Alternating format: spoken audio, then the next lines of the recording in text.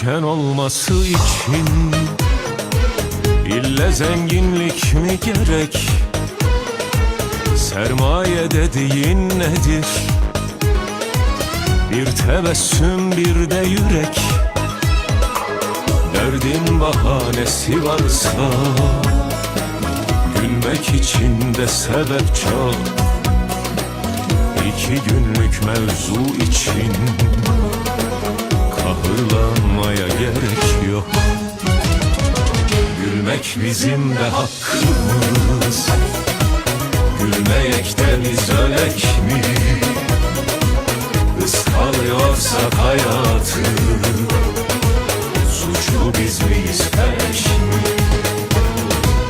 Gülmek bizim de hakkımız. Gülmeyek de biz ölek mi?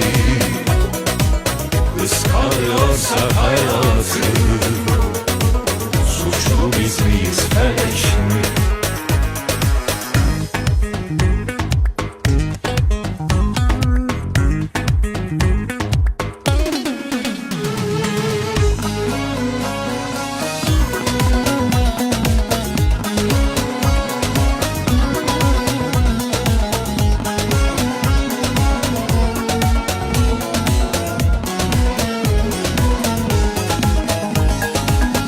Yaradan bir kader yazmış, her canlının bir rolü var.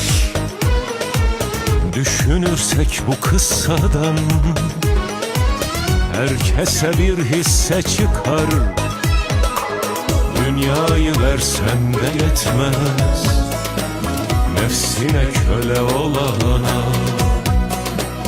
Derinden bir nefes yeter İnsan olmayı bilene.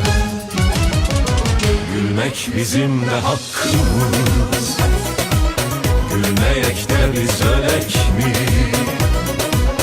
Iskalıyorsa hayatı, suçlu biz miyiz, felek mi? Gülmek bizim de hakkımız. Gülmeyek de biz ölek mi? Iskalıyorsa hayatı, suçlu biz miyiz, felek mi? Gülmek bizim de hakkımız. Gülmeyek de biz ölek mi? Iskalıyorsa hayatı, suçlu biz miyiz, felek mi?